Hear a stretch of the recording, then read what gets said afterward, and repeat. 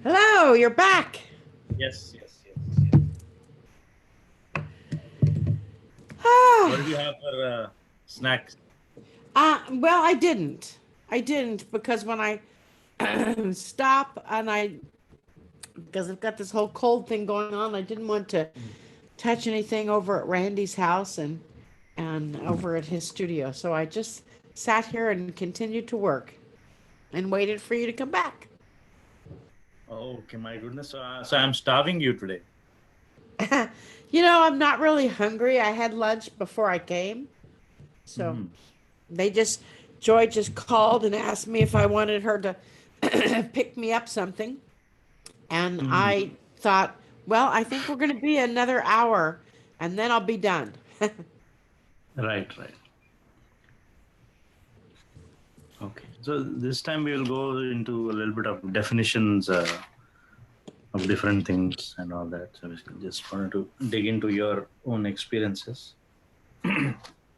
That episode was more about Adoranda. Here, we may Okay. go into the technical details All right. of, of your work. And I apologize I have a cold. It's not No, that's COVID. fine. I It's know, I just, know. You feel better. yeah, Yeah, I know. How is the weather there? uh, wet. Got it. So it's raining. Hmm. Fine. Got it. So let me. And I was looking for Spirit Talks, a website or something on YouTube. I didn't find anything. Has it gone up yet at all? No, not yet. Because the spirittalks.com was a quite Christian religious. And I thought, I don't think that's you. No, no, that's not. No, that's not. This is a brand new show. I recorded a couple of sessions with Michelle, and then it will be yours, and it will be on our channel Mana TV International. I mean, whenever we are airing it, I will send you the flyers and the links so that you can Yes, watch we them. would like to share it so to help you with your show. Correct, correct, correct. So let me know when you're ready to start up again and I'll be here ready and I've got one more hour. So Already, no then I problem. got to go. Okay, just letting this thing kind of okay. Just how much of headspace is here?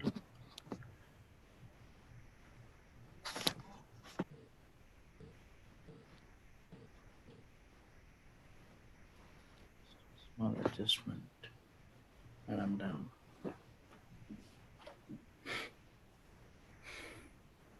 Okay.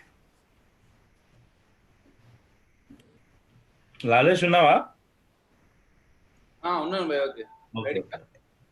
Ready, ready. పాండం చెప్పమంటారా? రెడీగా? ఇవ్వు నాకు queue ఇవ్వు నాకు. Okay, ఇప్పుడే చెప్పనా? ఇంకో 1 minute time? ఇప్పుడే చెప్పేసి. Ready, 10 seconds. 9, 8, 7, 6, 5, 4, 3, 2, 1, cue. Welcome to my show, Spirit Talks. I'm so sorry. I'm just blanked out a second. నేను చూసుకుంటా అది.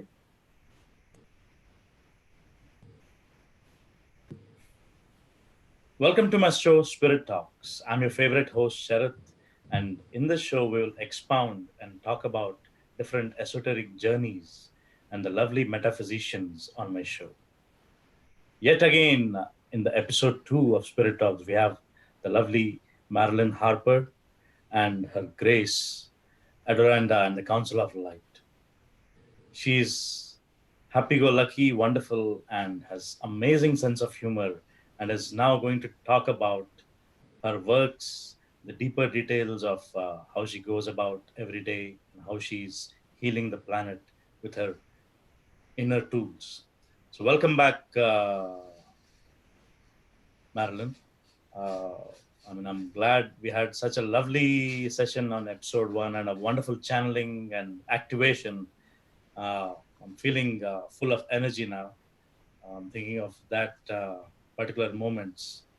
So So welcome back again. So how are you feeling now? I am great. Thank you so much for having me on your show again.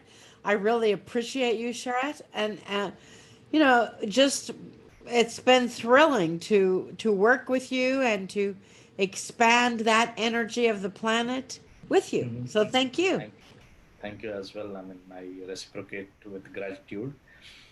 Uh, just warm it up to go a little lighter. Wanted to know, before I go into the technical details of your work, wanted to know how is a typical day like for Marilyn? Well, I don't know that there's anything such thing as a typical day in my Hmm. world.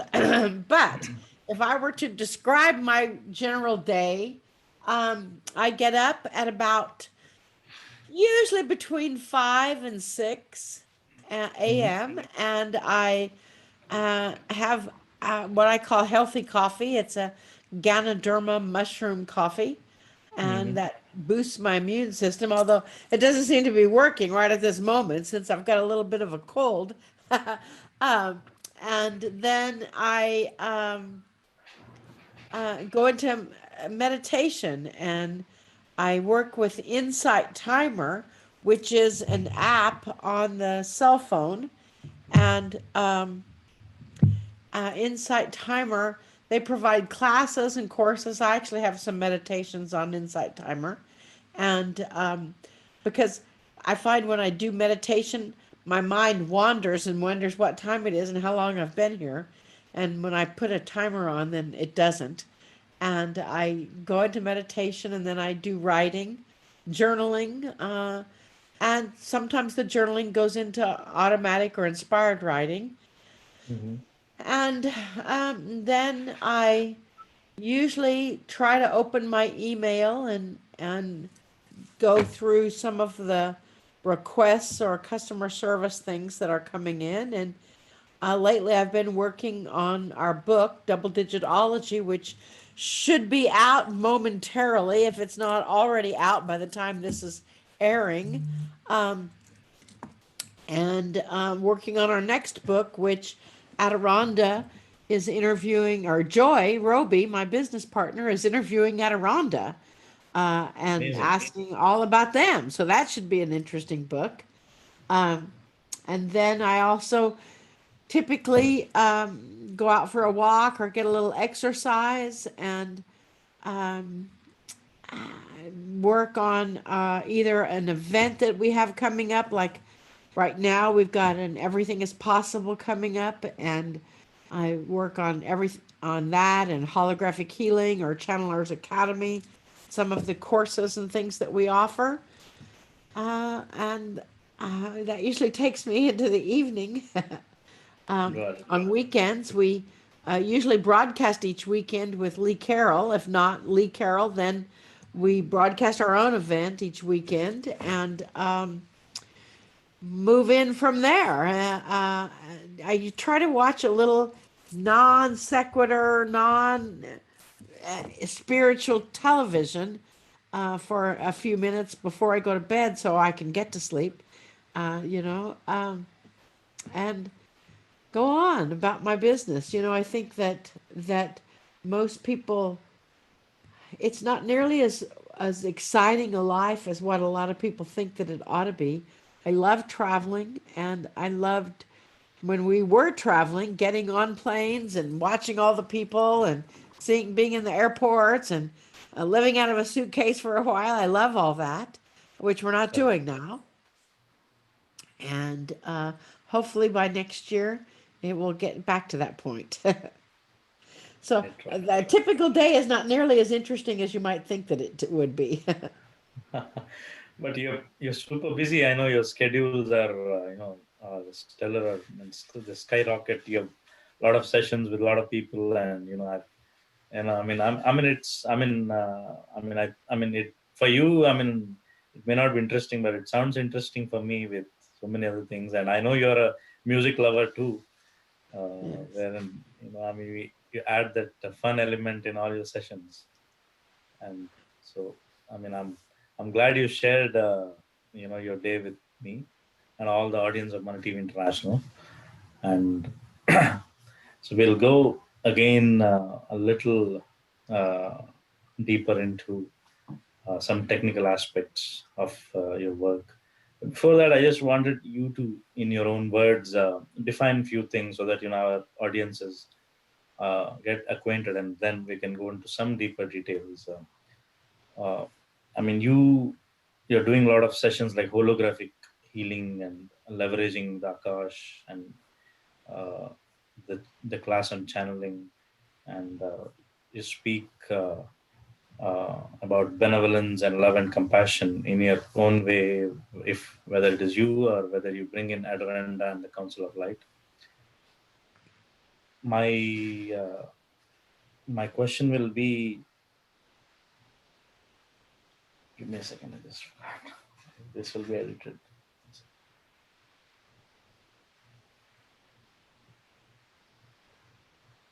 But yeah, so suddenly it slipped out of my mind with such a simple word.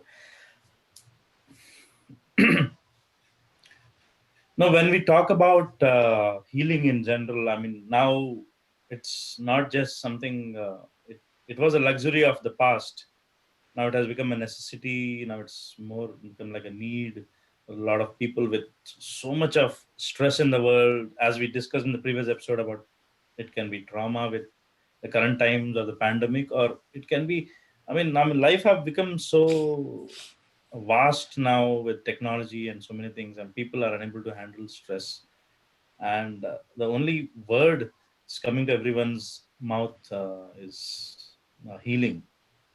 So when I was looking at the site, I saw this word holographic healing, and I it's not that I know about healing, but I've read about and just went through few sessions here and there with probably Peggy Phoenix Dubrow and things, but I never encountered or come across anything like holographic healing, because that word enticed me so much. I thought, like other uncanny questions I asked, I thought, let me also ask you about holographic healing. What is holographic healing, and what are its implications in a human life?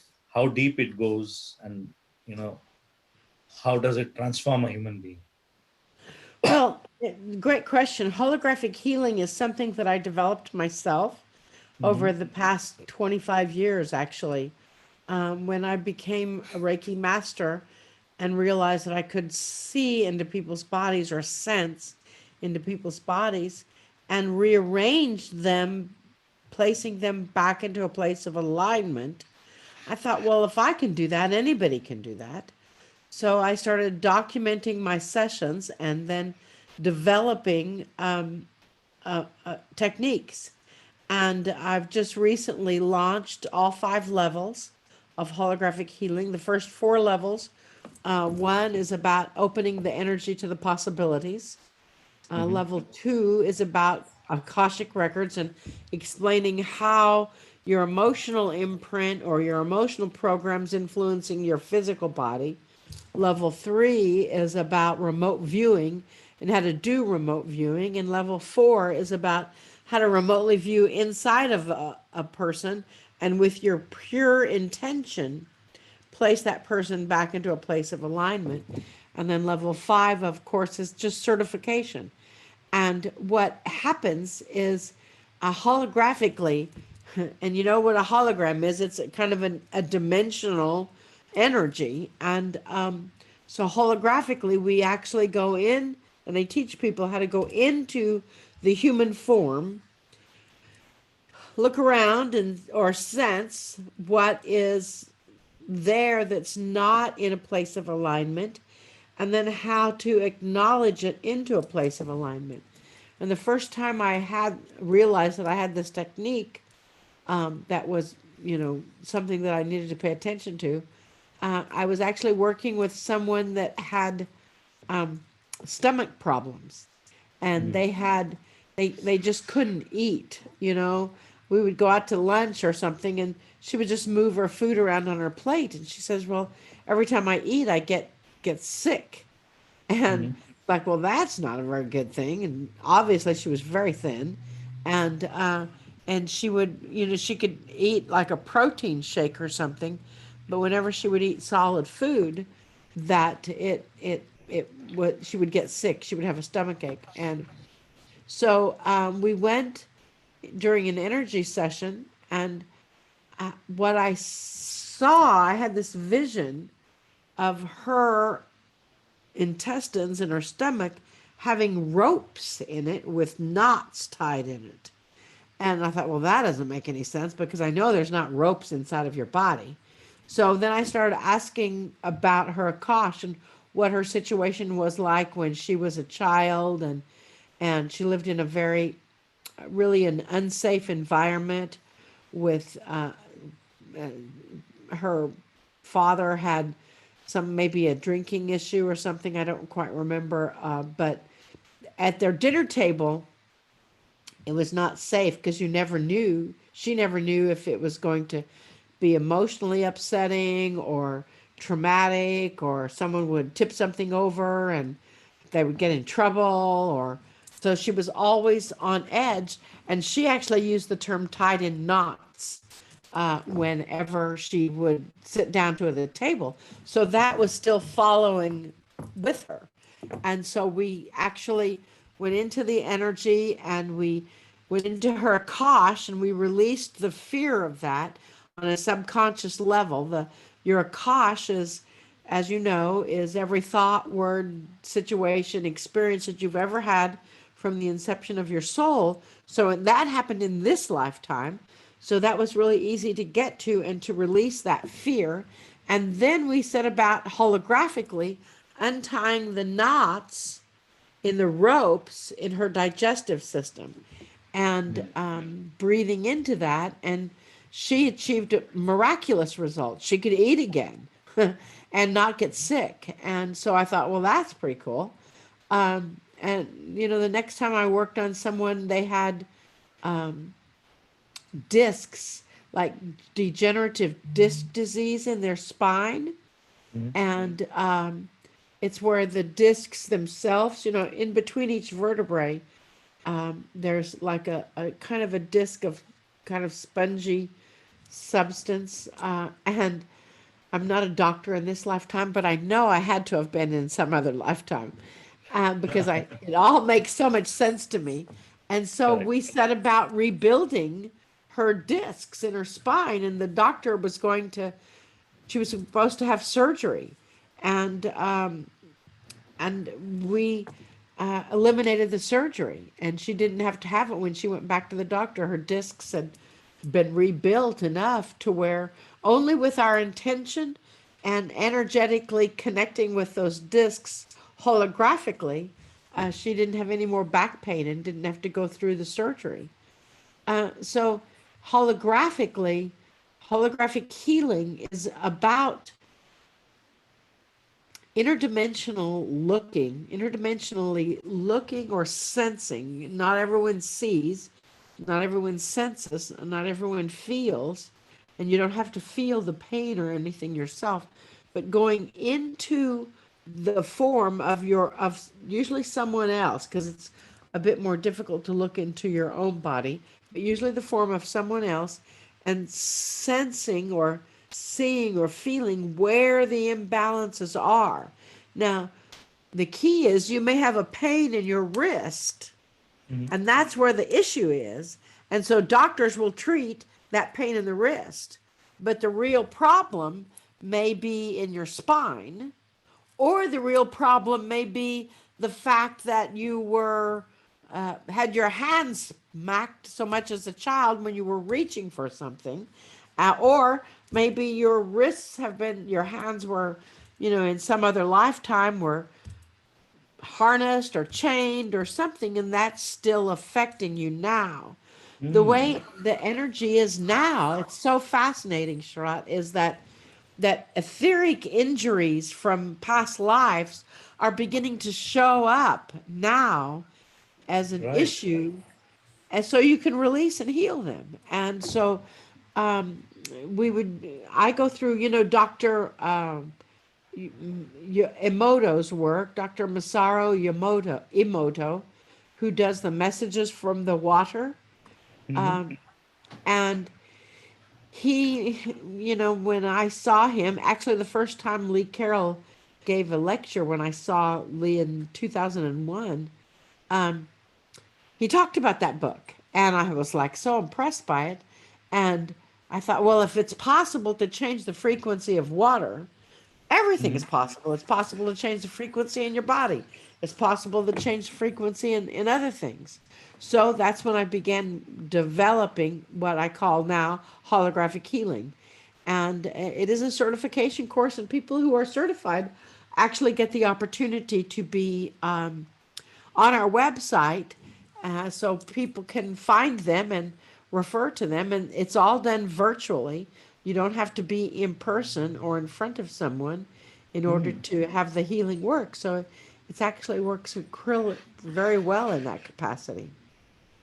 Correct, correct, correct. So when you, I mean, that's really wonderful, Marilyn. So what you said about the previous lady was, I mean, you facilitated some kind of a spontaneous remission also, because without uh, any chemistry, and you use energy work to actually heal things, and when you actually go there and engage with instruments, the disease will be it will not be there. So my question here again, because because that tenet I wanted to pull and place it in front of the pedestal of the audience. Uh, those who are esoterically inclined, they may be having these questions. Definitely, I have this burning question in my mind. What is a remission?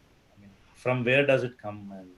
And I mean, is it interdimensional, or like is it a spiritual process? What is it? Are you saying what is remission? Yeah. What is? I mean, what is a spontaneous remission? Well, I think that remission is where the disease Hmm. or the imbalance actually recedes, and that it comes and health overcomes the disease, and so the disease recedes and the healthy energy comes forward. I don't know that it's a spontaneous Hmm. remission or spontaneous healing. Uh, it depends on the ailment. The person with the knots or ropes in her stomach, um, Hmm. that happened in one session, and we cleared that up in one session. The person who had degenerative disc disease or had been diagnosed with degenerative disc disease, that took several sessions over a period of a month to rebuild her discs. And uh, her surgery was scheduled 2 months from when we started working on them, and it didn't happen. So that it worked that quickly. I've worked with people that have macular degeneration, and again, then it's not spontaneous, although it's spontaneously better. Um, Hmm. it it happens usually over a period of a month or two, because you don't with the body's health, there are so many different issues that come into play. It's Hmm. not necessarily something that is like uh, you know the old spiritualist, you're healed and all of a sudden you can walk. uh, but when you go into the energy, like I've worked with people with sciatic nerve disorders, and you actually realign the nerves in the body and the Hmm. bones, and Hmm. you if you do that too quickly, you can get have create another problem. When I worked with someone with scoliosis the first time, we were straightening her spine, and that was working great, but we neglected to realize that if her spine is straighter, that her neck would would be a bit more compressed because the spine was actually elongating. and it was putting pressure on her neck. So we had to elongate that at a slower pace in order to allow the spine all the way from the cervical down to the lumbar region and the tailbone to align in divine perfection in that capacity.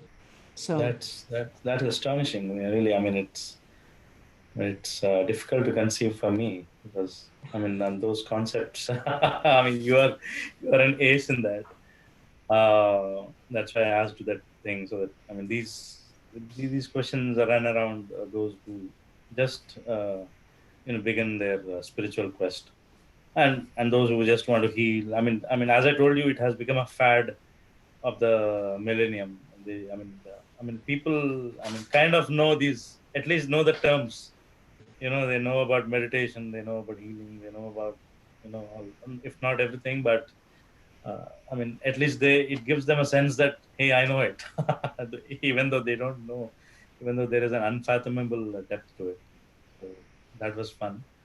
Uh, Coming to because my favorite has been always. I mean, the moment I heard about the Akashic records, I mean, out of greed as well, to I mean, what's there like a child, go there, dig in, and get whatever you want, like a spiritual mall of sorts. And that's how I looked at the Akashic records, and then I came across the concept of mining the Akash, and I thought, hey, I can do a lot of things. Let me try this. Let me try painting and all, which I did not do. I did not yet do it, but it fascinates me. Tell me, I mean, in detail, a little bit about the Akashic records. I mean, on a metaphysical standpoint, and how do you leverage it? I mean, what I mean, I mean, if you can give a mental picture of the Akashic record and how you go in, dig in, and leverage it for your benefit, how do you do that? absolutely. The Akashic records are something that most people, I don't know that they realize in the past that they're their Akashic records, that they can do and see and have and be and go into them with ease and grace. And in the past, before 2012, it's like you had to go through this whole pathway and you had to go through the energy, and it was like a whole story, a whole situation, and you would visualize this whole hall and all of that.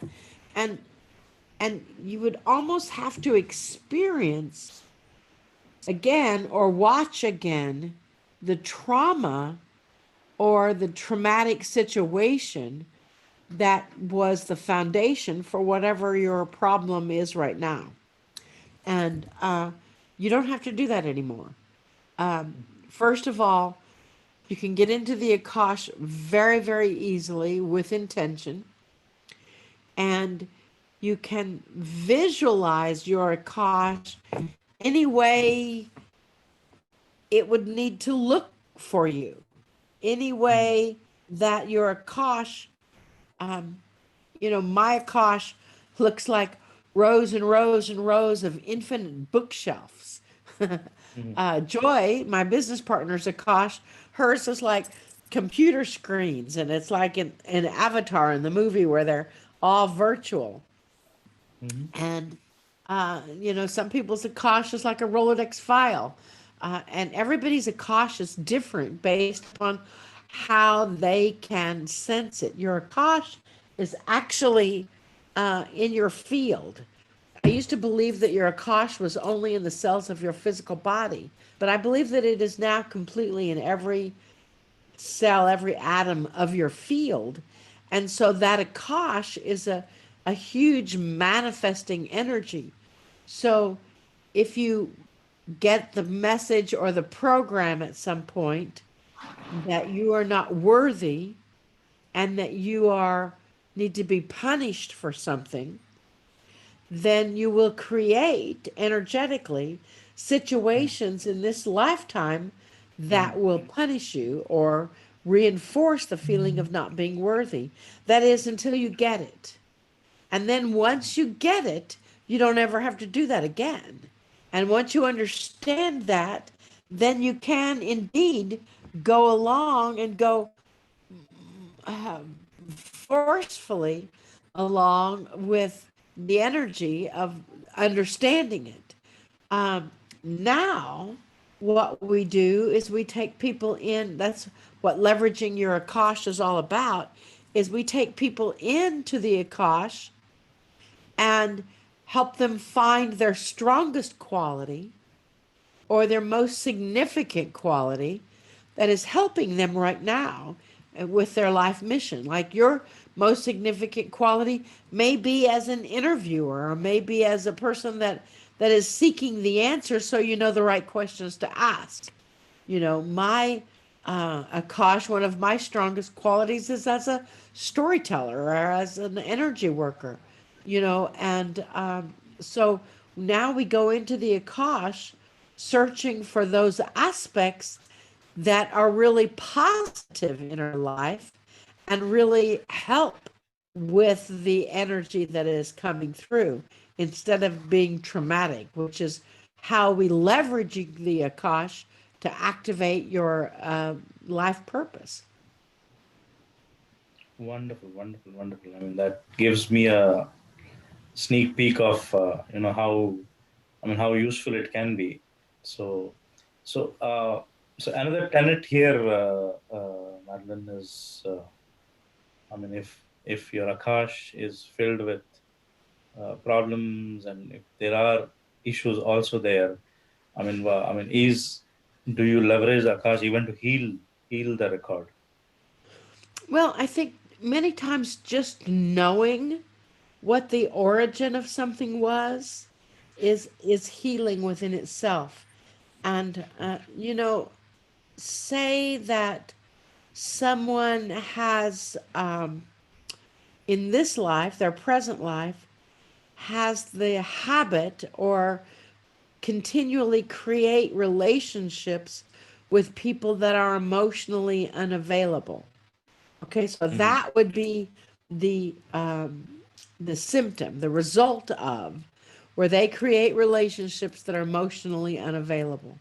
So you can go into the Akash and you can Hmm. ask, and you just do so by intention.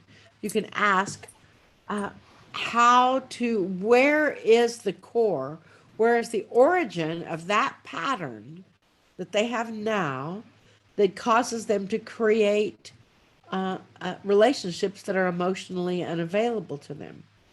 And, you know, then you will, it's sort of like, and everybody's Akash shows up differently. You know, for me, it's kind of like watching a movie on the inside of my third eye. I see glimpses of situations and then I get to identify that.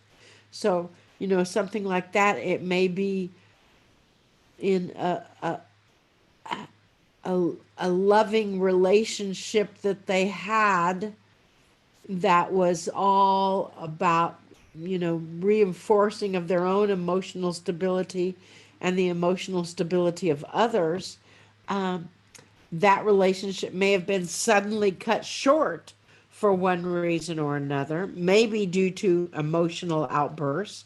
So, Hmm. therefore, in following lifetimes or following existences, you will Hmm. not want to become involved with someone that is emotionally available because then the cellular fear is that it will be cut short and something bad will happen.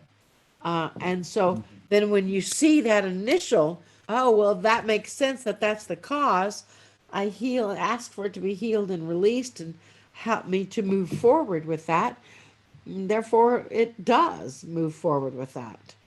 And the Akash responds very easily and surprisingly effortlessly with reorganizing the original cause. And once you forgive you and everybody else in it, it's fascinating when you go into the Akash because sometimes you will actually recognize people that are involved in, you know, years and years ago, Hmm.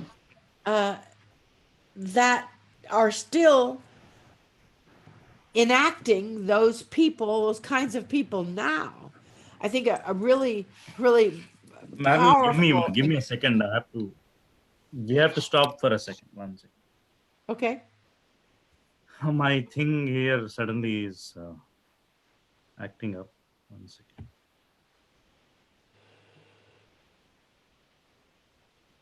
I'm just switching the internet here. And if we need to take and re-record this last episode and do it another time, that would be fine. Yeah, I will see it, but this one is coming good.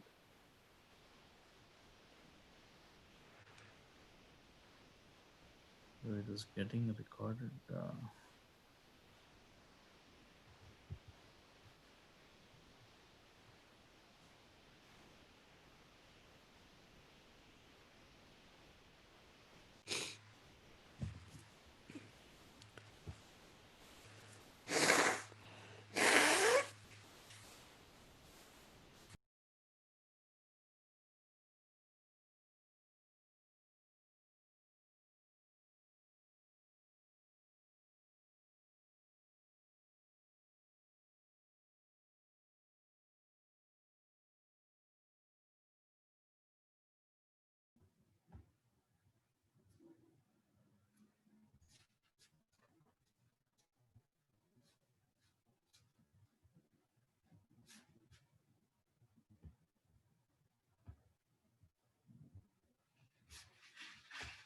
Can you hear me, Madeline? Yes, I can hear you. Yeah. This will definitely do the job. Lalish?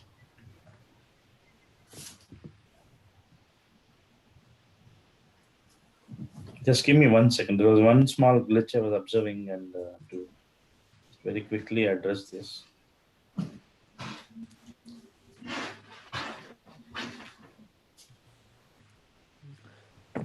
Yeah. Now it is resolved. Yeah. Perfect. Okay.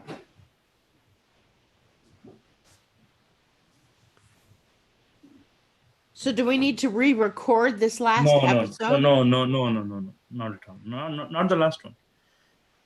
What I thought was it was from my side, but this thing is because this is being hosted by the other person, their internet is picking up. So I thought that maybe it's fading for me, but it will not because that connection is strong. So whenever you're talking, it's only for me, which may waver, but we are good. I just understood what's going on. That is that's fine. I mean, you can continue talking about that topic, Marilyn. Well, in your emotional Akash, in your Akash, it's really powerful to be able to see things that happen in this lifetime and things that go back in other lifetimes. In other words, according to Adironda, every emotional traumatic event, every emotional result of that repeats every 7 years. And so until you get it, until you understand it, until you feel it and release it, forgiveness is one of those ways of releasing. And the people show up in multiple lifetimes, time and time again. So it's fascinating to go back and recognize them. The movie Cloud Atlas with Tom Hanks is a wonderful example of a movie of how these different lifetimes and different existences have the same people come in and play different roles with those lives and how they are experienced. It's just a fascinating phenomenon as to how our previous lives affect our present lives or our future lives affect our present lives.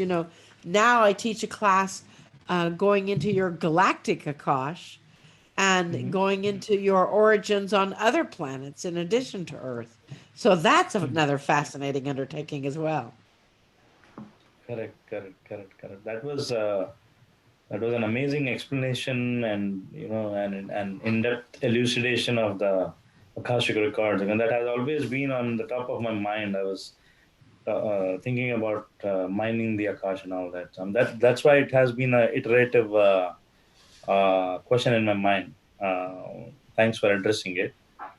And the next one I will definitely jump into is, I mean, the way you said you go into a mode of automatic writing or guided writing, or you channel, and you also teach a class on that. Tell us a little about that, because the audience want to know what their innate abilities are. I mean, there are a lot of prodigies and a lot of genius minds out there, and I've always been circumspect about who is who, and always observed uh, at some level, associating with masters like you. It got a hang that maybe they are channeling their higher self. So when you channel, do you channel your higher self, or do you channel a part of your higher consciousness? What do you teach in your class? How to channel 2.0? Well, How to Channel 2.0 is really about uh, helping you discover that you are a channel and discover your own innate abilities. And theoretically, it's about the first connection with your own higher self and about that channeling your own higher self. When I started, I did guided writing, or it was called automatic writing then. Not that your hand moves automatically on its own, but it is like taking dictation from your own guidance system. And we teach that, and teach a specific method to get into your, to understand and listen to your guidance system. And, as that energy pertains and as that energy comes through, what happens is you begin to sense words or hear words, and you simply write them down. And what happened with me was I did guided writing every day for years, and it trained me to feel the differences in the voices or the beings from my own higher self. Now, I believe that many members of the council, if not all the members of the council, are a part of my own higher self. And so I teach people how to recognize those energies and how to distinguish them from other energies. Adironda came to me from the outside, was not a part of my higher self. They came to me as a messenger of Source, from Source, just as Cryon came to Lee Carroll as a messenger, just as Abraham came to Esther Hicks as a messenger. They were not a part of the higher self that you're channeling.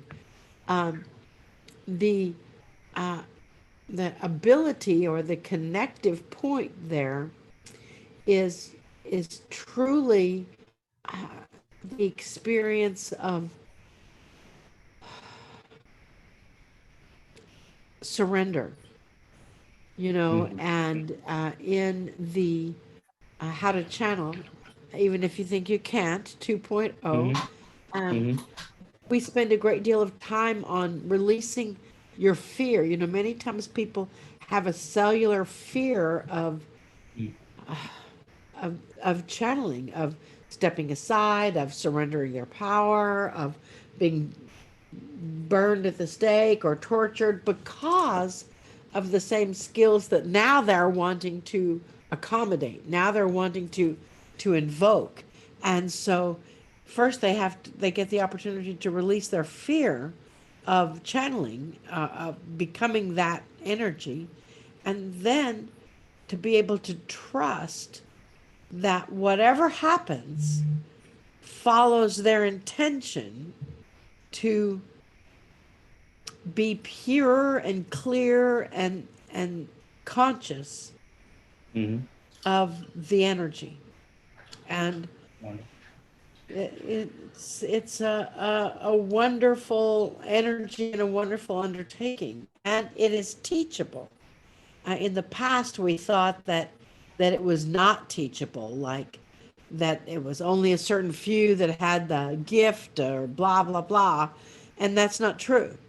Everyone is a channel. You channel the questions and you channel the information. You may do a lot of research, But I know, Sharat, that you take this information into meditation and come in with the kinds of questions that you ask, and that is a form of channeling itself. So, So, so what you're saying is the way I'm asking you questions, even I'm channeling right now, in a yes, way. exactly. Exactly. And when someone asks you a question and you think, "Oh golly, I don't know the answer to that," and then somehow you do know the answer and you express it, then that is also a form of channeling. So you channeled the vision for this show. Correct. Yeah, I didn't know that, but thanks for acknowledging it. Yes, that is it exactly is. And I believe that everyone is a channel. You know, artists are channels. They bring in their own artwork and you know, as I think it was Da Vinci would say when he would take a piece of clay or marble, he would simply chip away all of the parts that were not the core, that were not the energy of the marble itself that was there. And that's kind of what we teach in how to channel is how to chip away those programs that are not a part of the channeling program and enhance and allow to come forth those programs that are a part of the channeling program. And that's kind of what we teach and how to channel.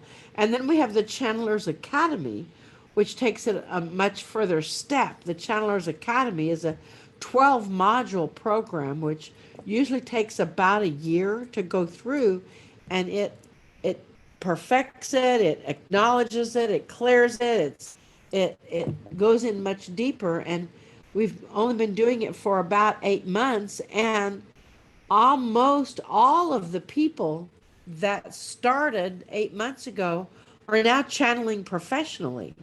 And that's kind of what we are choosing is for people to indeed be able to channel professionally if that's what they choose, because the world is changing so rapidly and there's Hmm. gobs of channels out there that are not necessarily of the highest degree of integrity. And so Hmm. that's why we started teaching people the integrity of channeling as well as how to step aside and allow a stronger, higher energy, ascended master or whatever, to come through you in order to attain that truth that is expanding the consciousness of this planet. Right. So to be in integrity of becoming a clear channel, what are the necessities? Well, first of all, to be a clear channel, you have to have the ability to completely surrender to Hmm. the divine information that is coming through you and to trust that it is divine information from the light and not have any doubt that of to the location or the energy that's coming through. Then I think you have to be willing to speak something that you don't know. You know, when I channel, I don't know what's being said. I don't know what the outcome is, and it takes a certain amount of trust. I mean, Hmm. as Adironda says, trust, trust, trust, trust, trust, trust, trust. It takes a certain amount of trust to be able to trust the energy of source enough to go wherever it is that they choose to go. And so it takes surrender, and then it takes trust, and then it takes the ability to hold the focus, because holding the focus is the ability to first jump into a frequency that is higher and different from your normal everyday walking around frequency, and to be able to hold that frequency strongly enough that it gives the opportunity for the guides or teachers or ascended masters or whoever to come through. And then to trust that the fourth element would be to trust that you, and these are not in any particular order, but to trust that you can get your ego out of the way, because your ego may stir things up in a way that is not necessarily for the highest good of all. That your ego or your inner chatter or your mind may be kind of telling you stories that are not necessarily true, or making things seem a bit more dramatic than they are. I don't know when this show will air, but I know that in the end of 2020, there's been several channels that have said, oh, be scared, be aware, it's going to get really awful and going to get really scary and really dark and really blah, blah, blah. Well, Adironda will never say that. Never. Correct. Because there's no point in people being afraid. And Right. that's really the key as to how you can distinguish between a clear channel and an unclear channel. Any clear channel will never cause the listener to be afraid of what's coming. They will always, they may be cautionary, and they may, like Adironda says, you might need to be prepared to, be out of water for a couple of weeks, or to not have electricity for a couple of weeks, and to have enough money to get to the grocery store and buy groceries for a couple of weeks when you can't get to your ATM machine. And, but that's not to instill fear. That's to be a good, Girl Scout or Boy Scout, to be prepared. And that the integrity, any message can be presented with love and without fear. And a channel that is not in integrity may present a message that is of fear, because fear is the quickest way to control people. I mean, we've seen that with this virus, is you can control people with the fear of this virus. And that's just really not acceptable. Correct. And that was as well enlightening to me about how fear can paralyze you, and if you are a clear channel, then your message is always love and benevolence and not anything otherwise.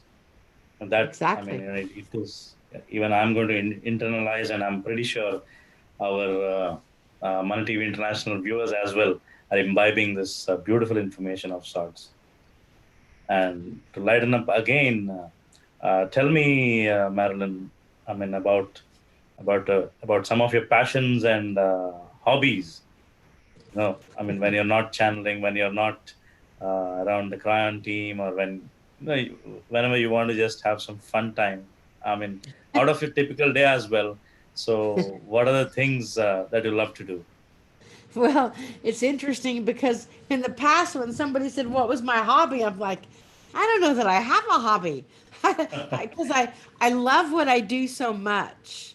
I mean, I've really spent 25 years cultivating my spiritual growth, and I love it. I most of the time I don't view it as work, even though it is work. But during this pandemic, I've discovered that I really enjoy watching the birds. Wow. That seems so weird, but I really like watching their interplay. And, interestingly enough, as of the recording of this message, it'll be interesting to see what happens in the future. I've noticed in the past few weeks, our larger birds, you've got your sparrows and your wrens and your little birds. And then you've got like your blue jays or your grackles or your starlings. They're little larger birds. The larger birds are missing. They're not coming Right. round about right now, and I don't know why. So So I'm continuing to ask that question. So when I'm not working, I like to sit and watch the birds. I also I also love watching movies. I know that seems so crazy. All kinds of movies, from No, romantic it's not. comedies to It's not crazy. action movies. I find that there's a surprising number of metaphysical messages in movies. And so Correct. I do that. I also love to play cards and games and things like that. Unfortunately, there's not anybody around me that likes to do the same thing that I do, except for Randy Luna, where I'm in his studio right now. He likes to, but our schedules are on different schedules, and so we don't get to very often. But it's so I think for somebody that makes their living in the metaphysical or beyond the physical world, Hmm. just regular things are are fun to do Right. and Right. without any higher messages to it. Correct. So next time we meet, so probably we'll play a game of bridge or blackjack or something with the cards. Yeah, absolutely. Absolutely. So so that was fun. I mean, I know. I mean, but anyway, I mean, every time we see you, I mean, you are. I mean, you have that high level of energy. So I mean, you make people happy. So that's so wonderful, and that's the reason I felt like I should bring in Marilyn Harper definitely for my show.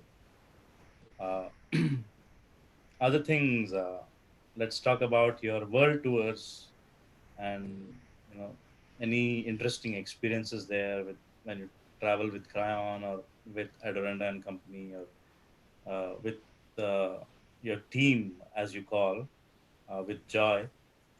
Uh, any uncanny experiences, any insights, any perspectives, or anything adventurous? We have adventures all the time. It's it's difficult to pick out one or two. Um, you know, as like when you're sensitive to the energy, then you become aware that there's things beyond what we can physically see with our eyes. Um, Hmm. Joy, my business partner, one of our first groups, um, she uh, after the group, it was in someone's home, and after the group was over, she asked the person that was is whose home it was. This was, in 2010. She asked the person whose home it was, uh, who was the man that lives there with her, that was tall and thin, that kept walking around, and she said, no, her husband was actually out of town, and he was short and dark haired, and this man was not. And and Troy said, "Well, yeah, he's been walking around during the group." And and finally we realized that the woman who owned the house, her first husband had actually passed away. And Mm. something in the energy, he came back during our event and was walking around, probably checking things out, wondering what in the world's going on over there. And Joy realized that she had the ability to see him with her eyes wide open. And so that's one of those skills that she's developed as well.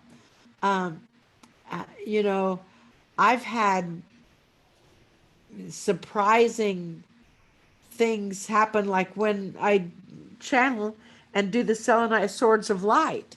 Um, I can get Sekhmet, who channels those, they get into positions that I physically cannot do unless I'm in channel.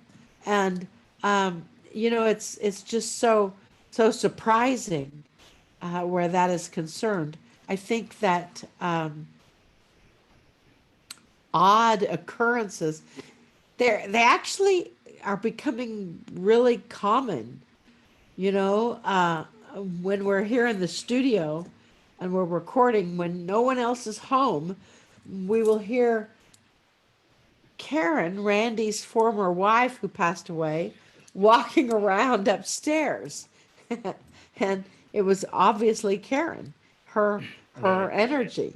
And you know, it's just when you start opening that gateway to all possibilities, you know, one time I remember someone told me once that with the full moon, that the spiritual hierarchy meets on the Mhm. opposite side of the full moon. So if you want to signal them, you flick your fingers at the full moon and then they will signal you back. And so there was a group Really of us. Yeah, yeah. amazing. You, why not? And there was a group of us. There was actually 3 or 4 of us in Sedona at this time. And this was like 2001 or 2002, maybe even before I started channeling. I'm not sure. So we have a And back and forth response from yeah, the planets as right. well, or moon, or whatever. Right, right. So we were talking about this. It was the full moon. So we went out into this field in Sedona and we started flicking our fingers up at the full moon and we started watching it. And I kid you not, Shara, this is the moon started bouncing back and forth like a bouncing ball. And we all 4 of us looked at that and thought, okay, does anybody else see that? And then the other person would say, yes, I see it. And then someone would say, do you see the moon moving? And then someone else would say, yes. And it's moving like a bouncing ball going up and down and moving and the energy. And so that was pretty wild. And, you know, there's all kinds of occurrences like that. You know, one time when we were in Hawaii at an event, there was 14 of us at my retreat, and we were we were supposed to go, you know, to the ashram or do something else, and the person that was helping us said, "I just get the message that you're supposed to go to the Lemurian pyramid." Of course, we had never heard of the Lemurian pyramid. And she says, it's just now started to reveal itself. And so we went to this beach that you have to climb down from the road and onto this, what would be a secret beach. And you have to go through the jungle there for a little bit. And there was indeed stones of a pyramid where the earth had started falling away. This was 2012, okay? So the earth had started falling away, and you could see, I mean, we even climbed onto the pyramid, and there was a flat stone of volcanic rock that was probably, I don't know, 10 or 15 feet across and 8 or 9 feet wide. And there were laid out very carefully 14 bird of paradise flowers for each of us, of the 14 of Wow. us. Hmm. And then one of our people believed in mermaids and mermen, and she stood and watched the ocean, and she believed that she saw a mermaid, a mer person, a person that lived in the water that was human. And Hmm. she came to me in session, and Rhonda said, well, ask for confirmation. Go back out on that volcanic rock and stand there and ask for confirmation. And you'll get the confirmation. So she stood there. I actually have a picture of her standing out on this rock and asking for confirmation. And she would look to the sea and ask for confirmation and ask for confirmation. Did she see a mer person? And the waves were not that big, but all of a Hmm. sudden, a big wave came up and washed over her completely. And at her feet was a piece of white coral that was about this big. I mean, it was about a foot long and 8 inches. It was huge, this piece of white coral where the mer people had left it for her as a gift. So, you know, I could go on and on and on about spiritual adventures that happened while we were in on some of our retreats or on some of our adventures. That's why I tell people, when we have a retreat, just come and hang out with us and something fun will happen. Definitely. Very interesting experiences. Yeah, it's like a cusp of metaphysics and worldly fun. So you had a lot of lot of fun in these retreats and tours. I'm glad you had them. Uh, Jumping into another kind of a not grave but a little serious question. What are the challenges you faced once you stepped into this new paradigm after your ND? And did you face any obstacles with any going forward, or professionally, or did Spirit put any trials and lessons in front of you? Well, of course, being a channel in the Midwest is kind of an anomaly in itself. I Mm-hmm. mean, this is kind of like the buckle of the Bible Belt. Mm. And um, Spirit would place me in position. This is water. This is not wine. That's another story. Blue bottles. Correct. Spirit would place me in positions where I would have to be able to explain what it was that I do without putting people off. And so, I mean, I would be placed into every environment of religion or ministerial, and people would notoriously say, "Well, what do you do for your living?" So I had to learn how to explain what I do using words that people could understand. And I explain what I do is I basically teach people how to be happy. And I help them find the messages for their own soul, for their own soul's evolution.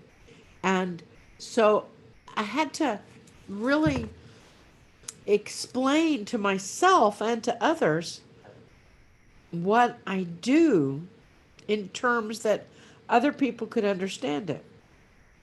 I have one brother that he and his family are Jehovah Witnesses, which is a very sort of, I don't know if it's right wing or left wing, it's a very religious, closed religious organization. And they're not necessarily open minded at all about anything spiritual or metaphysical. And so we had several very interesting discussions because they wanted to know, do we worship Adironda?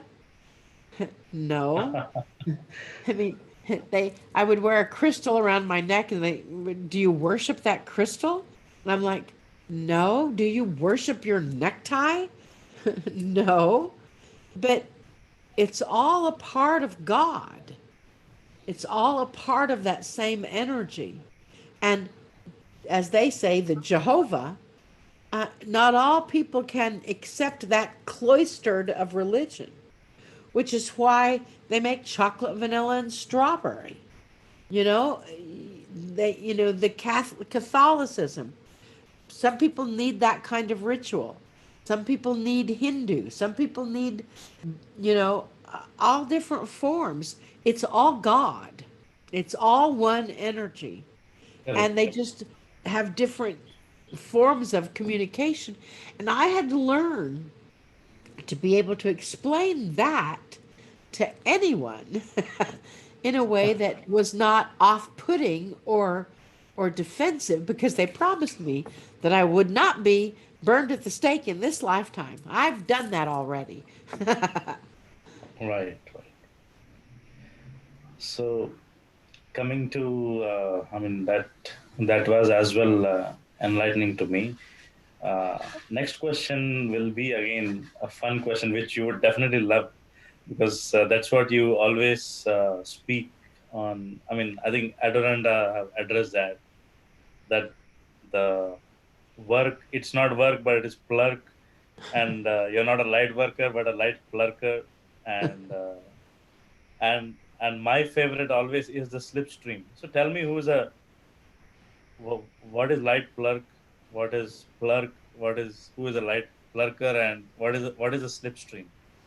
Well, Adironda really likes to uh, make up words and put words together. They say that the English language is really inadequate. And Mm-hmm. most people don't like to work at something, they like to Mm-hmm. play. So they put those Mm-hmm. two words together, play plus work equals plurk. And then, Okay.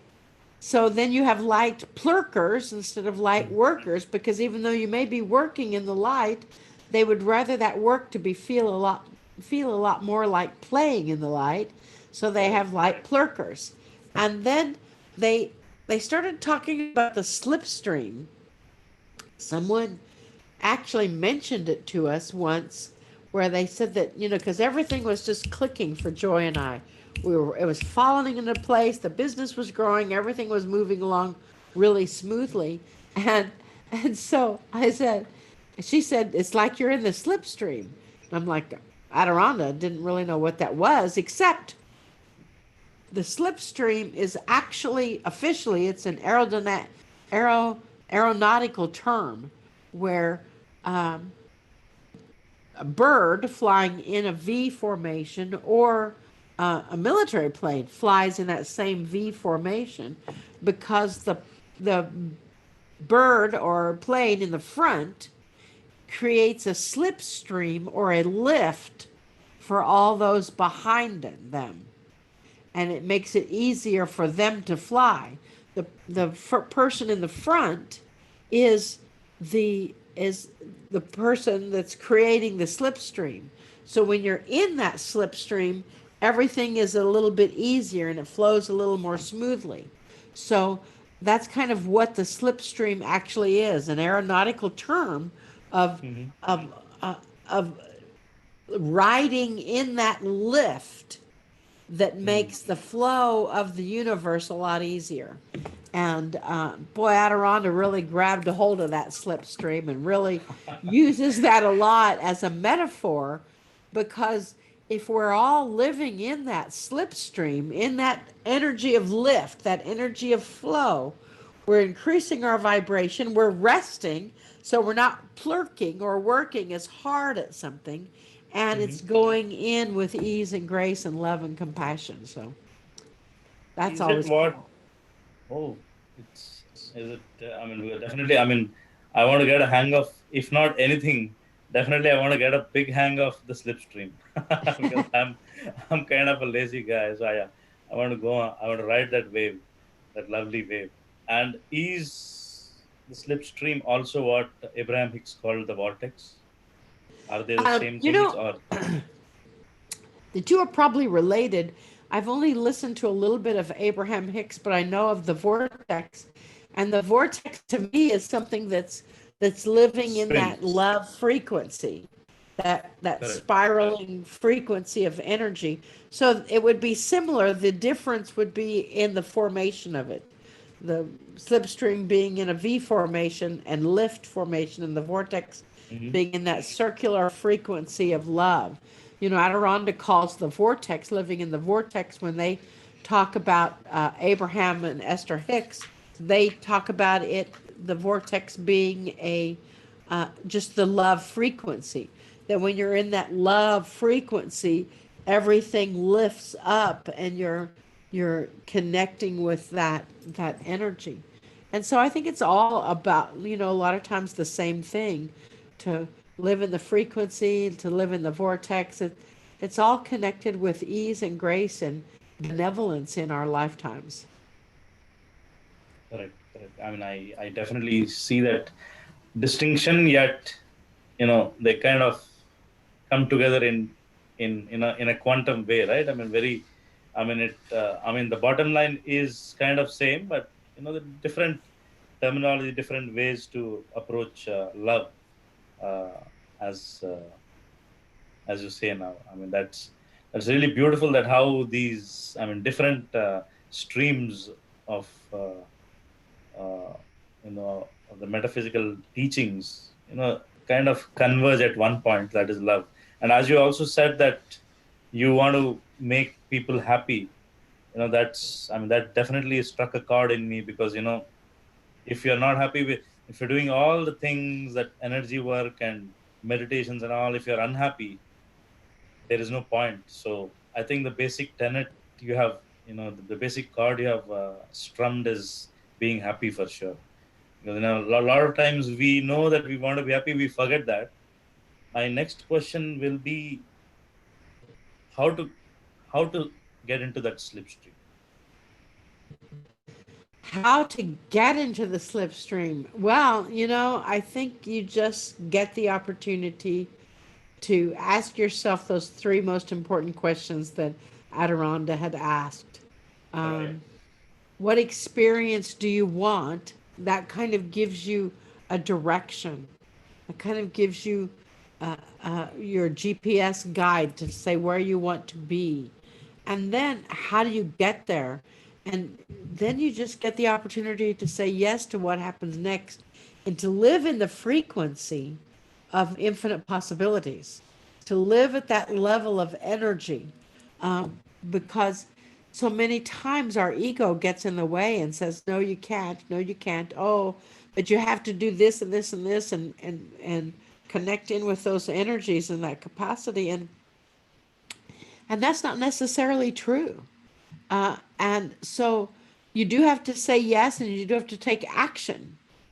But Right. that action can be really fun. And that's how you get into the slipstream, is to ask yourself, is this fun? Is this easy? Is this flowing? Like when you create your shows, even though it might have stops and starts and we've got to go, you still stayed in that energy. This is the point. This is what we want to do. And that creates the slipstream. That creates the lift that others will then follow. And I think it's a matter of setting yourself on that divine path every single day. And then whatever presents, take action with it. And that way you'll stay in that slipstream. And to be aware when there's a distraction that pulls you off course, that there's a different energy in that distraction, and to be aware when the distraction comes in, that you get to bring yourself back onto that slipstream. Right. I understood. I mean, and it's very bang on answer you gave me, because I'm definitely going to ask those three questions quite often, because definitely I'm going to affirm them or create some affirmations out of them. Uh, two, three questions I have, which are very much connected. I'll make it one. Uh, how do you, when you have chosen the path? I mean, for me, it's not that I have chosen the path. I think spirit prodded me constantly, pushed me into these areas of, be it metaphysics or be it music or be it media or be it writing or anything. I felt it was never my. Uh, it's not like a free will, but always like a divine push. Always as if the hand of God is there. As if at some point of time in my life, I've given an affirmation to God that I've given you permission to steer my way. So, having said that, I've seen a lot of people mock me, make fun, and so many other things. I mean, I have to bear the challenges which have kind of blocked me in different areas. So, how do a metaphysician or a scientist of metaphysics deal with these kind of ordeals? Well, I think that many times people, when they don't understand something, um, Hmm. they back off from it, or, as you say,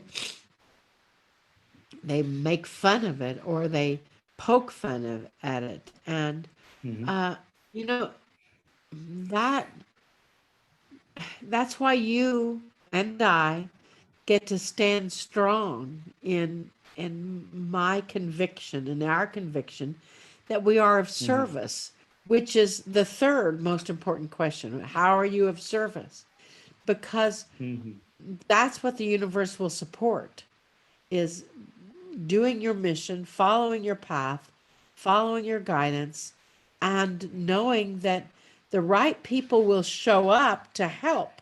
You may not be a film editor, but if this is your passion, you just keep making the films, and eventually the film editor will come to the surface and will be able to edit all the energies together to create what you're desiring. It's the same way with our business, with our intention. We just, I have the messages of Adirondha, and now with Joy, solopreneur, we just know where we're going and how our job is to help people of this planet awaken to the realization that they can live a life that they would love to live. They can be happy, and whatever makes them the happiest, they can actually make a living at that. And that when that's possible, everything else seems to follow suit. And you get the opportunity to, we create the Everything is Possible, the 2-day clerk shop, we call it, instead of workshop, is teaching very simple methods and techniques to keep you on your path, to fold you in that path, to open those things that you really want to create, and then help you find the action steps that you need to take in order to create it. And that's really the key. And that's our passion. And when it's your passion, you feel like that's all good. It kind of stalled for a minute. Can you repeat what you said again? No. Your passion, when you're of service to the planet, your passion will actually act as a GPS. And when everything else follows suit with all of that, when everything else answers those questions, then that keeps you on your path. That lifts you, as in the slipstream. When you have that energy, that what we teach is just that everything is possible, that we have a clerk shop instead of workshop, or a clerk shop, that we have teach you that something that you love, that it's possible to make a living at that it's possible Right. to live a life that you will love. And Correct. that is really the key to the universe. Wonderful, wonderful, wonderful. Because I've always had this surmise of sorts to I mean, I know profoundly inside that I have spirit inside me, but being being human sometimes gives you these doubts. You suspect yourself and go back and forth. You seesaw between darkness and understanding. So this wonderful explanation of yours have kind of washed out all those kind of issues in my mind. Is that I think I needed this, and probably the universe brought this question from me and the answer from you. So I'm much grateful again. Thank you again. Thank you so much.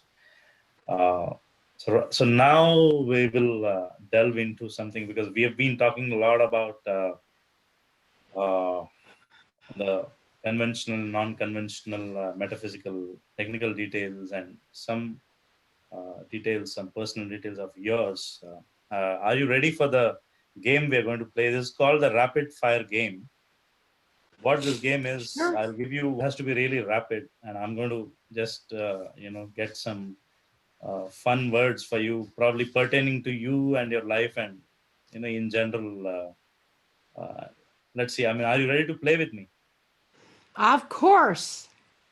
I knew that, because our spirit is always the same, and we had a lot of fun too, and I know how fun person you are. So my first question of the rapid fire round will be Adoranda. Interdimensional being that has moved the world into infinite love. Your favorite movie? Star Wars. Your favorite book? Oh, Little Women. Wonderful. Your favorite food? Anything but canned asparagus. Your Potluck. favorite I love beverage? potluck. Favorite Wow. water. Okay. Akashic Records. A deep avenue to go into to find lots of information about yourself. Inner child. Someone that we need to play with a lot more. Joy. My business partner. Joy. Right. Council of Light. A group that is undefined and yet definable. Your favorite holiday spot? I like to watch baseball. Favorite TV show? America's Got Talent. Oh, wonderful. One of your favorite modalities from your own modalities?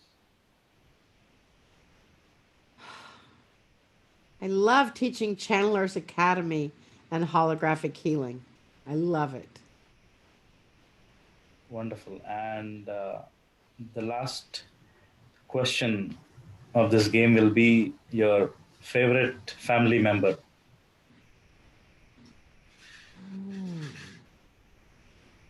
Well, that's tricky because I have a great family. I would say mom, dad, Dale, Bob, Carol, who passed away, and Donnie. That's my Wonderful, family. I Anna. love them all. And they're all You're unique really in their own ways. one amazing. I'm glad to hear that, and kudos for completing this wonderful rapid fire round. The only prize for you will be my love and the love from the audience today. Whoever will watch this show, I know they'll be elated to glory to listen to all your wisdom and your age-old teachings and your fun approach to life and energy and the things you're doing. So this will be my last question, and I'm going to culminate and end this show. It's sad to leave the last question here, but I'm so glad.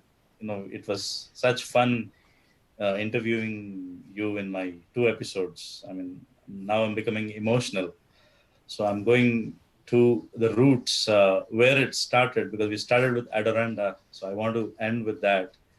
Uh, not really Adoranda, but how you got that great shift of sorts.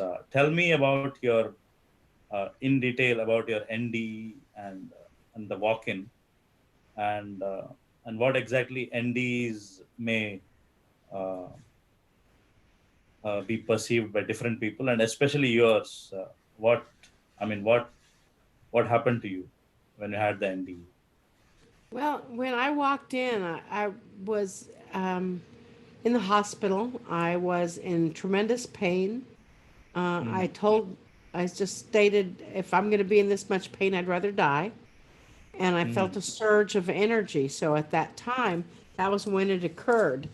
I didn't know that had happened at the time. I spent 3 years wondering what in the world had happened because I was completely different. I couldn't wear the same clothes. I didn't like the same things. I didn't want to do the same things. And I knew that I had skills and talents that I didn't have before. And it wasn't until I found out that I had about the possibility of being a walk-in, that that I knew what to do with that, and that's what set me on the spiritual path. It was about 2.5 years in the making, before, in between the time that I walked in and the time that I found out that I was a walk-in, and then about almost 2.5 years uh, before I started channeling, 3 years before I started channeling. And so I think all of that was a part of the same process. Um, we are working on a book, Stepping Off the Edge, which is my walk-in story, and Joy, my business partner's walk-in story. And it's really fascinating.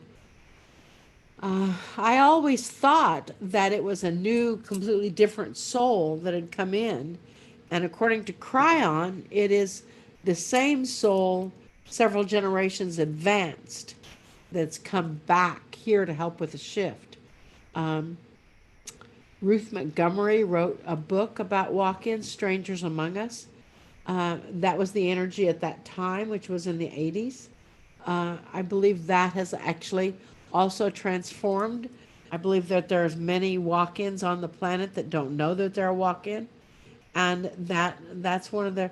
There's actually an organization, a group, Walk-ins Among Us, or I can't remember. Sheila Seppi is just recently wrote a book about that phenomenon, and we have other shows that we've recorded about the walk-in phenomenon as well. And so, with that energy and with that information, being a walk-in, yes, it is real, and I wouldn't have believed it if it hadn't have happened to me. And yes, it is really weird to think of that the person that was born into this body is not the same energy that lives in it now. So that's interesting. And it's one of those things that, okay, so that transformation occurred, so that happened. What are you doing with that information now? All walk-ins come in with a burning desire to make a difference in the world. That's one of the commonalities. A burning desire to help the planet, because that's what we're here for. And so that energy, now walk-ins are occurring much more quickly and much more easily. It's almost like a composite, like their higher self is coming in to join their regular self, and that's kind of what's happening. So How fun is that, right? Your higher self yeah, merging it's with great you. fun. It's great fun, and it's makes it much easier. So that's kind of, I mean, I had to integrate and figure it all out on my own, and now I think there's a lot of information. Although, if you Google walk-in, there's a lot of scary information out there. So go to my website, adironda.com, and go to the page that's about walk-ins, and you'll Lee Carroll's interview is there, and he's not a walk-in, but Cryon did give a channeling about walk-ins, and there's a lot of information that's there that might help you. So, if you believe that the term walk-in has some interest to you, you know, check it out on our website. You're welcome to email and call, and we would help you any way we could, or refer you to somebody that they're helping people right now. Because it seems like there's a resurgence of walk-in energy, because the planet is shifting very rapidly, and all walk-ins are here to help with this shifting planet. The way that I found out I was a walk-in is a much longer story than what we have time for here, but it may be story for another episode. Absolutely. I mean, I would love to do many more in the future for sure. And that was really surreal explanation about the walk-ins and your experience about how you became a walk-in. That kind of reminds me of one thing. One of my friends recently, she said that Of late, her life is changed and she became another person. I mean, with these shifting times, do you think that can as well be a walk-in? Yeah, absolutely. I think that with these shifting times, everything is possible. Anything is possible, so I think there were a lot of walk-ins that came in the late '80s and '90s, and then they started coming in again in 2008, 2009, and up until now. And I think that it's all about the shifting planet and how we indeed survive and flourish during these shifting times. Wonderful, wonderful, wonderful. That was enlightening again.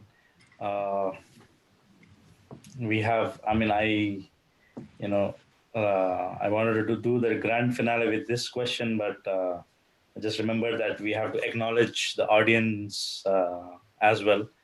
So, uh, with that, I am going to ask you a question, coalescing your message to the audience. Please give a message out, your spiritual message to all those watching this show for their self enhancement. You're watching Mana TV International, and our audience will be, elated to glory listening to your amazing insights. Well, if there's one message that I could share with you that would make the difference in your world, it would simply be what Adironda's theme is, and that's to be the love that you are. You are love, and you are that purity of energy, and the things that seem to separate you from that love are things that are not really you. So it is time to strip those away, just like Michelangelo or Leonardo da Vinci or whoever, chipping away at the canvas, or chipping away at the marble, or painting the canvas to allow the picture to appear. To allow the soul of the energy to appear. That's what you're doing right now. And so ask yourself, what is it that you love? How do you be that element of love? And how do you see love in everything? Even things that seem to be a little challenging for you, there's still love frequency that is there. And how do you stay in that energy or the slipstream to allow yourself to be lifted up at every corner and lifted up in every avenue?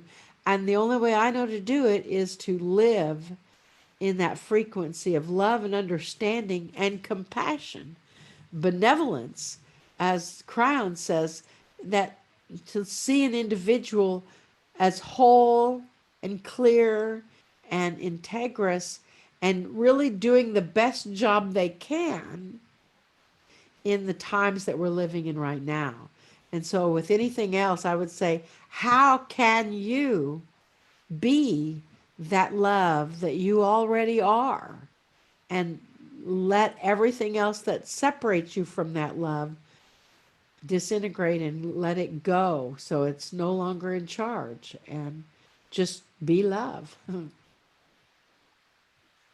What a loving message, Madeline. I mean, the radiating culmination of this show is truly filled with love by Marilyn and Adoranda. So, with that, um, uh, I want to talk a lot about different things and have a fun chat with you. We have come at the end of the show, so I'm really, really thankful that you took your time to come to my show and explain and expound so many wonderful concepts and removed so many mental blocks I had about so many concepts. And kind of it's like an energy cleansing for me and all the audience of Mana TV International. I mean, really, really thank you so much. So, with that, we're ending this show on a very positive note. So, friends, that was Marilyn Harper with her wonderful, loving messages and with her amazing guides and masters, Adoranda and the Council of Light. Thank you, Marilyn, once again. And friends, we will watch another esoteric master and teacher in our next show, Spirit Talks.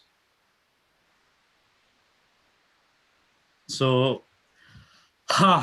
Marilyn, I'm back. We are done with the thing, and quickly, I mean, can you give one just one because they're going to slice out my screen from Zoom, and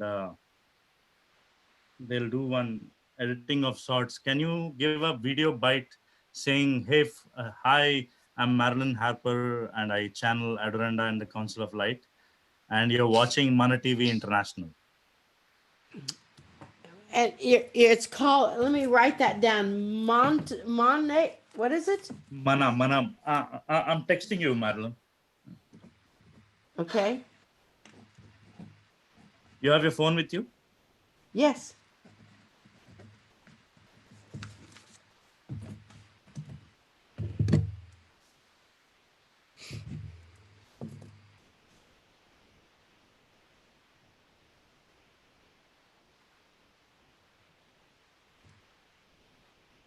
Yes. Mana TV International. Yes. Okay.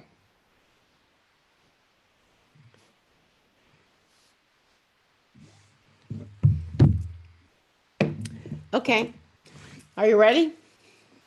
Yeah. I mean, it's you now. Now the stage is yours. They're just going to slice me out. My name is Marilyn Harper, and I channel the Adirondda and the Council of Light, and I am thrilled to be watching Mana TV International. Yeah, I think How was you that? can say. Yeah, it was good, but you can say I'm thrilled to watch Mana TV International and keep watching Mana TV International. Just add one more line to it. Okay. My name is Marilyn Harper. I'm a channel Divine Link for the Adirondda and the Council of Light. And I love watching Mana TV International. And I'm going to continue watching Mana TV International because I learn such amazing things from astounding people on Spirit Talks. Wonderful. And I'm glad you enjoyed the 2 episodes. I mean, I have starved you to think. I mean, I think I'm going to permit you to go ahead and have your lunch or supper. Or Yes, I'm going to go have dinner. So you are in Chicago, right? But somewhere in the No, I'm in central Missouri. Zone. Oh, yeah. But still it's central, yeah. Central time zone, which is Chicago time zone, yes. So let's catch up again, and thank you so much. Off air, I'm telling you this. It's a great favor for me, Marilyn. I'm so glad. I know it took some time, but the time you gave me is, it's really making me emotional. Well, edit those pieces together, and we'll see where we can go with them. Definitely, we'll do the best job, and with the wonderful graphics, I'm going to suggest them with some kind of jazzy stuff to make it more colorful. All right, let me know when you've got them ready. I'd love to promote it too. Absolutely. Thank you so much for coming on my show, Spirit Talks. Absolutely. Already, I'll call you again. All right, thank you. We Bye. will see you, Sharat. Already, bye. Bye. Bye. Lalesh, thank you.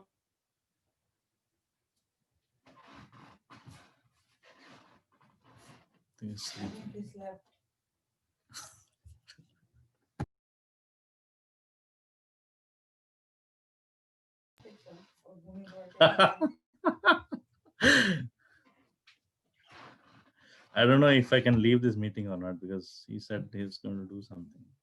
Oh, I cannot leave this. I can or I cannot. I don't know.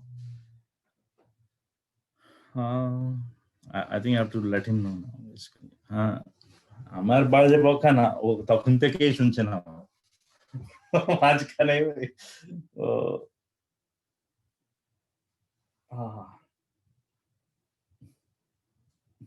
বাজে বকাটাই ধর্ম అదే నాకు తెలియదు నేను వెళ్ళిపోవచ్చా లేదా. నేను అంటే అయిపోయింది, అదే ఎగ్జిట్ చేస్తున్నా. బాగా వచ్చిందా? అంత పర్ఫెక్ట్ గా చేసాము. నేను ఇప్పుడు మొత్తం అంతా ఎడిట్ చేసుకుని ఇస్తాను. Thank you so much Lalish, that was amazing help. చెప్పు, నాకు ఏదైనా ఉంటే నీకు ఎలా నచ్చిందో నాకు మెసేజ్ చెయ్యి. బాయ్ బడి, టేక్ కేర్.